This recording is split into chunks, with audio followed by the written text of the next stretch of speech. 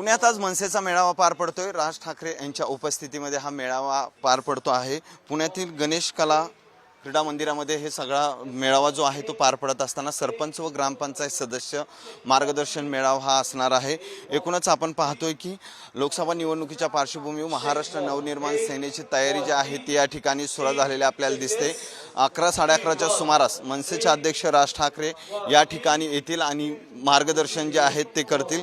एकूणच आपण पाहतोय की राज्यातील सरपंच आणि सदस्य यांना या ठिकाणी मार्गदर्शन करण्यात येणार आहे। त्याचबरोबर राज्यातील अनेक मनसेचे नेते जे आहेत ते या ठिकाणी उपस्थित राहतील। नेमका हा मेळावा कसा असणार आहे आपण जाणून घेणार आहोत। माझ्यासोबत मनसेचे शहराध्यक्ष साईनाथ बाबर आहेत। मेळावा आहे, कधी सुरू होईल, कशा प्रकारे असेल हा मेळावा?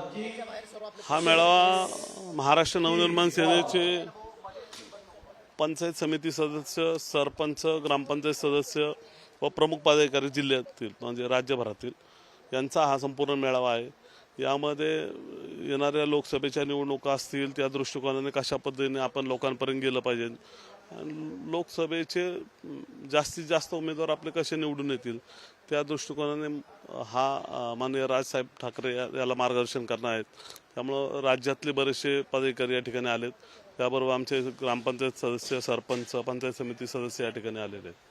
नक्कीच लोकसभेची तयारी आहे ही या ठिकाणी आपण पाहतोय की कशा प्रकारे कार्यक्रम असेल, किती वाजता सुरू होईल आणि कोण कोण असणार आहेत प्रमुख नेते? या कार्यक्रमाला प्रमुख माननीय राजसाहेब ठाकरे असणार आहेत। त्याचबरोबर महाराष्ट्रातील जवळपास 12 नेते आहेत, सरचिटणीस आहेत, उपाध्यक्ष आहेत, अशी संपूर्ण मोठी फळी या ठिकाणी आज असणार आहे आणि 10-10:30च्या वेळेस हा कार्यक्रम सुरू होईल। लोकसभेची तयारी सुरू केली मनसे?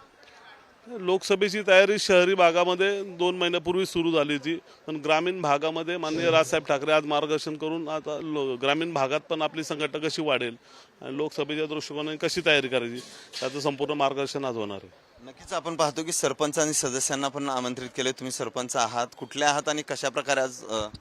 मी मातोतीर्थ बुलढाणा जिल्हा मातोतीर्थ सिंदखेड तालुक्यातील कुंभेफळ नगरीचा सरपंच या नात्याने माननीय राजसाहेब ठाकरे यांच्या आदेशानुसार आम्ही ग्रामपंचायत पॅनल लढवण्यात आलं होतं।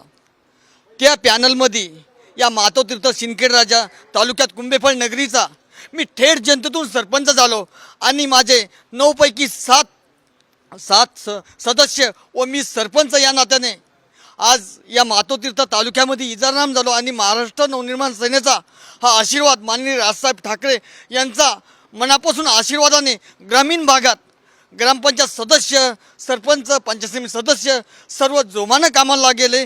येणाऱ्या निवडणुकीत 2024ला साईनाथ भाऊ बाबरसारखे खासदार व्हावं अशी सर्व ग्रामपंचायत सदस्य आणि सरपंचाची इच्छा आहे।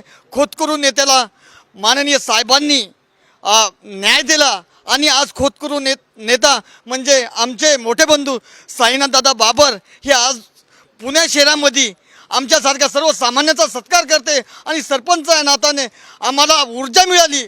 साईनाथ भाऊचं काम खरोखर या पुणे जिल्ह्यात खासदार म्हणून आज मला वाटतंय साईनाथ भाऊ तुम्ही खासदार आहे, खरोखर मनापासून अभिनंदन। आमच्यासारख्या सदस्य आणि ग्रामपंचायत तुम्ही सत्कार केला, तुमचा मनापासून अभिनंदन आणि पुढील माननीय राजसाहेब ठाकरे यांच्या आदेशानुसार आम्ही सगळे कामं करणार आणि 2024ला माननीय राजसाहेब ठाकरेचं स्वप्न पूर्ण व्हावं असे मी आई जगदंबेजवळ प्रार्थना करतो। इथं थांबतो। जय महाराज। नक्कीच आपण पाहतोय की राज्यातील ग्रामपंचायत सदस्य असतील, सरपंच असतील, पदाधिकारी असतील गणेश कला क्रीडा मंदिरामध्ये येतील आणि त्यानंतर या मेळाव्याला सुरुवात होणार आहे। एकूणच आपण पाहतोय की या मेळाव्याची तयारी जी आहे ती या गणेश कला क्रीडामध्ये पूर्ण झालेली आहे। अनेक पदाधिकारी, कार्यकर्ते येण्याची सुरुवात झालेली आहे। महाराष्ट्राच्या विविध कानाकोपऱ्यातून या ठिकाणी कार्यकर्ते येणार आहेत त्या मार्गदर्शनाला आणि राज ठाकरे या सदस्य, सरपंच त्याचसोबत कार्यकर्ते यांना या ठिकाणी मार्गदर्शन जे आहे ते करणार आहेत। एकूणच मनसेची लोकसभेची तयारी जी आहे ती या ठिकाणापासून सुरू झाली की काय अशी जी चर्चा आहे ती सुरू आहे। कॅमेरामन आदर्श, सचिन जाधव, साम टीव्ही न्यूज, पुणे। देश विदेशातील प्रत्येक घडामोडींचे लाईव्ह अपडेट मिळवण्यासाठी आता साम टीव्हीच्या सर्व सोशल मीडिया प्लॅटफॉर्मला लाईक, फॉलो आणि सबस्क्राईब करा। तसंच सर्व नोटिफिकेशनसाठी बेल आयकॉन प्रेस करायला विसरू नका।